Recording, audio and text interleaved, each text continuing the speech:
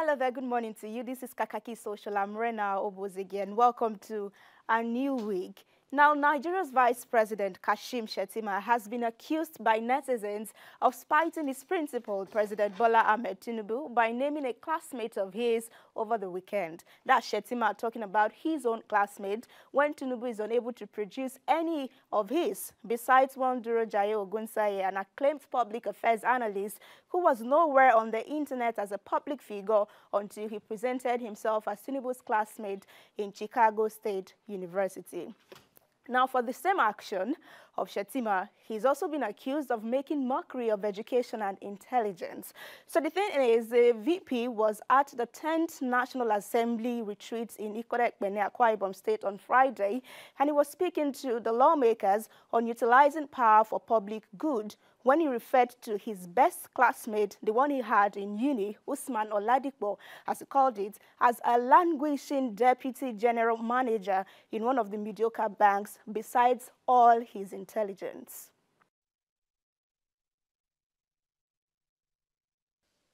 The MSc class of 1991. The best graduating student in my class was one Oladipo. Oladipo is languishing as a DGM in one mediocre bank. He was the best graduating student. That goes to show that we are here not because we are the best of the best, but we are the representatives of our people. We are the representative of the black man. That is the burden we all carry. If Nigeria fails, the black man has failed. All right, let's see how this went down. MOB says languishing away as a director general in one mediocre bank. And people said that's not an insult. We need to make politics less attractive to looters and unqualified accidental public servants like this one. Politics is too lucrative and an avenue to siphon public funds into personal pockets and personal use. Also in reaction, Emilokon of Africa says sometimes it's good to not just listen, but to also understand. Shettima was only trying to show that he is a leader today, not because he is the best, but because he was chosen by the people. If it was by grace, that his friend would be in his current position. Shalom, peace. But also reacting, Victor says, this is a careless statement capable of discouraging young people from going to school. Such statements shouldn't be coming from a public figure. Very disgraceful. And also in reaction, Mode Obedient says, indirectly shading Bola Ahmed Tinubu for not having classmates. So that's it on that story, except for Ogunsaye. In fact, he hasn't been in the news after he presented himself as Tinubu's classmate, and maybe we're expecting more because were they just two in Chicago State University. But then the Federal Capital Territory FCT Minister Nyesom Wike announced the revocation of over 160 plots of land in some hybrid districts of the nation's capital, Abuja, over the weekend. Now, areas that were affected are Metama, Gudu, Katampe Extension, Wusetu, Jabi, Utako, Idu Industrial Zone, Asoko, which had the second highest revocation at 30, after Wuye that had 41. Now, the presidential candidate of the Labour Party, Peter Obi, and other big names were said to have owned the retrieved portions. Meanwhile, a February 2023 video of Obi where he talked about rejecting a piece of land allocated to him by Bauchi State Governor Bala Mohammed because he didn't want to own more properties across the country has resurfaced on the internet.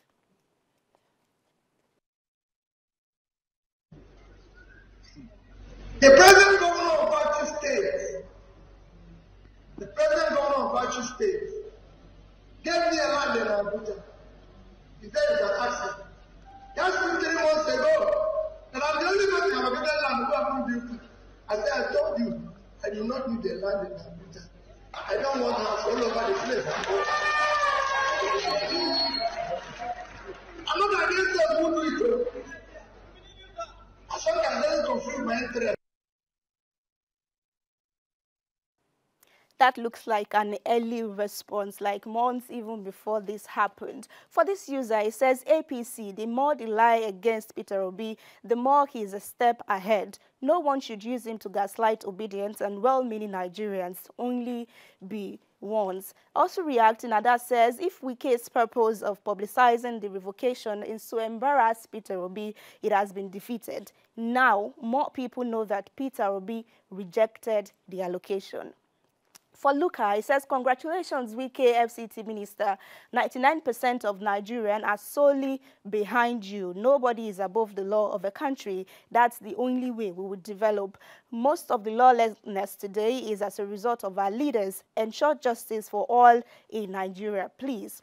And this user tweeting at Big NK, it says Peter Obi rejected the land and he didn't go to fill acceptance or rejection form so the land can be unallocated and detached from his name like Buhari did. There is no way any paperwork to be done for an FCTA allocation with ministerial approval than filling acceptance or rejection form, as the land is already a right of occupancy at the point of allocation, which is sellable and transferable. Why didn't Yorubi ensure his name is removed from the right of occupancy? Since he kept bragging they gave him land, so he was aware of the allocation. Well, let's take our final story today as reactions are still trailing last week's public appeal by investigative journalist David Hundeyin to the Ghanaian authorities, asking he's not released to the Nigerian government on extradition, nor his refugee status revoked. In a 16-minute video on his X account, Hundeyin alleges that intelligence suggests that the Nigerian government is about accusing him of committing a treasonable offense by aiding terrorism when he leaked a secret document on the alleged planned deployment of Nigeria's special forces to invade Niger Republic by President Tinubu, which according to him was an unprovoked military attack. Now let's go back to Wednesday where he released this video before we return for some reactions. Desperate to start this war with Niger, a war that nobody wanted. Subsequently, a secret document was leaked to me, a document which contained attack instructions and staging plans for this illegal invasion of Niger.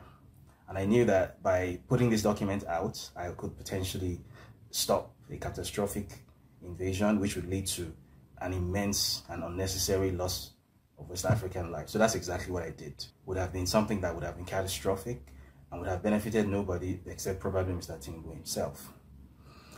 Now, after I leaked this document, I was made aware from several sources that the Nigerian military establishment and the Nigerian intelligence establishment became essentially particularly enraged with me. So I've been a person of interest for a long time, but with that I became designated as something of an enemy of state. So I was informed that a Nigerian intelligence agency, I'm not sure whether it was the National Intelligence Agency or the Defense Intelligence Agency, but one of these foreign intelligence institutions dispatched a jet to Accra to basically have me illegally rendered to Nigeria. Apparently they wrote a letter to the Ghanaian government accusing me of apparently aiding terrorism by supposedly revealing the locations of soldiers, and apparently I was also guilty of treason, whatever that means. The Nigerian government is trying to weaponize that, and you know, Ghana, for all its best efforts, for all its best intentions, might not be able to resist the bullying of the Nigerian government. I'm constrained to put this message out in the public domain, at the very least for record purposes. So if anything were to happen to me, I hope it doesn't happen, but if something were to happen to me, everyone should know who is responsible for it. I hope the Ghanaian government does the right thing. I have faith in them. They've always done the right thing more often than not. Okay, it was really long, and he continued to say that he might just be the next Delegiwa if nothing is done in his intervention. But more reactions are still trailing. Dr. Umaru says, His Excellency, that's the president of Ghana, Kofuado, he says, while we continue to thank you for your overwhelming leadership role in Africa, especially in your belief that young people are Africa's greatest asset, David Hundeyin is one of those assets you've always mentioned. And we have confidence the Ghanaian authority will continue to provide him with all the protection needed. For Adeni, he says, in whatever you do, don't go about and reveal military tactics to enemy. You got it wrong, David Hundeyin, but all the same, I hope President Ado help you on this. You've created an ECOWAS problem for yourself, man. Know your limit. Also in reaction, this user says, David is smart. This puts all parties involved in a tight place. The world will now be monitoring the situation. For Isholade, he is just building up his case for asylum in Europe. Everything he has been doing were deliberate. The lies, the forgeries, the defamation, all to rile up the authorities so they would want him arrested. So far, he has been ignored and coming to the end of his tether. Omoibo says if there is any organization or individual that is interested in bringing him to Nigeria, surely it will be the military, and it's highly justified. He committed a treasonable act and have to face the music, but he needs to be treated according to applicable laws with his right fully observed. More reactions to this is coming in from Otumba. He says, whoever gave David Hundeyin that sensitive classified information must be arrested. The Nigerian army must investigate the mole against them, and also APC must check whoever is a mole among them. This is a serious situation here. This is not Big Brother game. And then, okay, so he shared a screenshot. So Senator Sani also reacted to this, and he was saying that he should face his fear. However, he added that he should be protected by the Ghanaian authority. But then David, in reaction, shared a message from our late founder, and he says he was requesting, that's late High Chief was requesting, Raymond Dokpes was requesting for urgent professional assistance from David. So in reaction to Sani, he attached a picture, made a screenshot of that, and he says, if only you knew, Sani, that I was fighting for your party, you would respect me some more. So someone was saying, oh, you collaborated with the late High Chief to do what you did, and he says, no, there was no support. He was simply asking for documents and research material, which was then passed across to the PDP legal team. Mine was the only head on the chopping block throughout any of this, which is fine. I'm not complaining. But why joke with this issue? Then Michael says PDP leaders and Atiku must come out to show full support for David Hundeyin in his current predicament. Let us show our appreciation to him for putting his life on the line. So yeah, that's it today. It was really a long story, like since Wednesday when it broke on the social media. So that's everything today on Kakaaki Social. I will see you again.